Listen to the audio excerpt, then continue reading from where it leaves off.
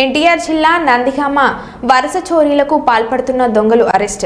నందిగామ పట్టణ పరిధిలోని sub division కార్యాలయంలో ఏసీపీ తిలక్ మీడియా సమావేశాన్ని నిర్వహించారు. ఈ సందర్భంగా ఏసీపీ మాట్లాడుతూ చందర్లపాడు మండలంలో వరుస చోరీలకు పాల్పడిన వ్యక్తిని తెలంగాణ రాష్ట్రం సూర్యాపేట జిల్లాలో అదుపులోకి తీసుకున్నామని అన్నారు. ఇతను గతంలో పలు కేసుల్లో ముద్దాయిలుగా ఉన్నారని, సెల్ ఫోన్ సిగ్నల్ ఆధారంగా ఇతన్ని పట్టుకున్నట్లు తెలిపారు.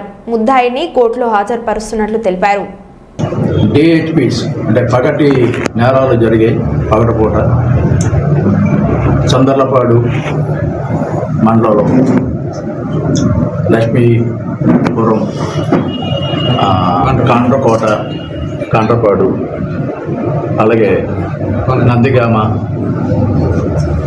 లింగాలపాడు, కోనైపాలెం, జగ్గైపేట అంటే నందిగామ సబ్ డివిజన్లోని టోటల్గా 9 కేసులు రిపోర్ట్ అయ్యాయి. March first week and February middle of the February ఈ పండగలు ఇవన్నీ, జాతరలు ఇవన్నీ ఆ టైంలో జరిగాయి. అన్నిటిపై మా సిపి గారు ఇన్స్ట్రక్షన్స్ మేరకు ఆయన డైలీ ఈ కేసులపై రివ్యూ చేయడం, దానిపై టీంలు కూడా ఫామ్ చేయమని, ఆ టీమ్స్ ప్రకారం మేము ఒక 4 క్రైమ్ పార్టీస్ని మనకి అబైటెడ్ ఆంధ్రప్రదేశ్, తెలంగాణ వైపు, ఇటు గుంటూరు వైపు ఇవన్నీ మనం పార్టీలు పంపించాము.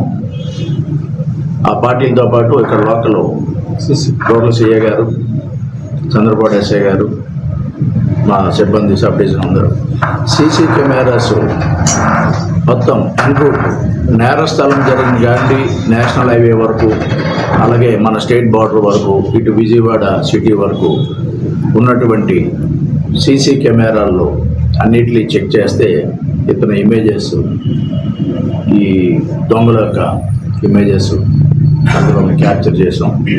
దాని ప్రకారం నా సిపి గారు ఈ మధ్యకాలంలో ఈ దొంగతనాలు జరిగినప్పుడు టెక్నాలజీ వాడమని, టెక్నాలజీ ప్రకారము అంటే వాళ్ళు వాడుతున్న సెల్ ఫోన్లు ఆధారంగా వారి యొక్క కదలికలు, మూమెంట్ అన్నీ మాకు ఎప్పటికప్పుడు తెలుస్తున్నాయి. ఆ టెక్నాలజీని కూడా వాడి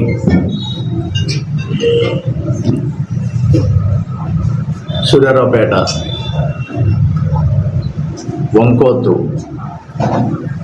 నాగరాజు అనే అతనిపై కూడా మేము నిఘా పెట్టడం జరిగింది. అంటే అతను అఫెండర్ అయిన తెలంగాణ ఏరియాలో 4-5 జిల్లాల్లో చేస్తున్నారు. ఆ ఇన్ఫర్మేషను తీసుకొని నిన్న సాయంకాలం రామన్న పేట ఆ పరిసరాల్లో కూడా అతనికి ఉన్న పాత పరిచయాలు, పాత ఏరియా దొంగతనాలు చేసిన దాని మీద ఇటు నుండి అచ్చంపేట వైపుకు అంటే గుంటూరు వైపుకు వెళ్ళడానికి ప్రయత్నిస్తుండగా అచ్చంపేటలో ఇతనికి అనుచరుడుగా ఒక మైనర్ బాలుడు ఉన్నాడు.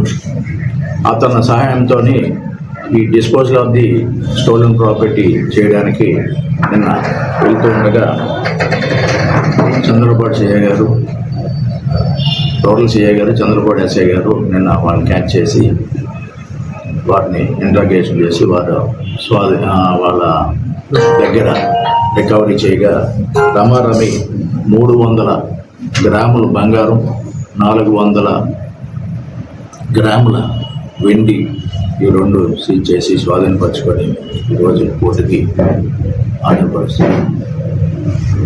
అలాగే అతను చేసిన ఉపజల స్టేట్మెంటు ఇవన్నీ రికార్డ్ చేయగా గుంటూరు జిల్లా అచ్చంపేట అంటే పల్నాడు ఆ ఏరియాలో ఈ తరహా నేరాలు ఒక 8 కూడా ఇలాంటివి చేసినట్టుగా మాకు ఉపజల స్టేట్మెంట్ ఇచ్చారు. దాన్ని ఆ జిల్లా ఎస్పీ గారికి, వాళ్ళ క్రైమ్ పార్టీకి కూడా మేము షేర్ చేసాం.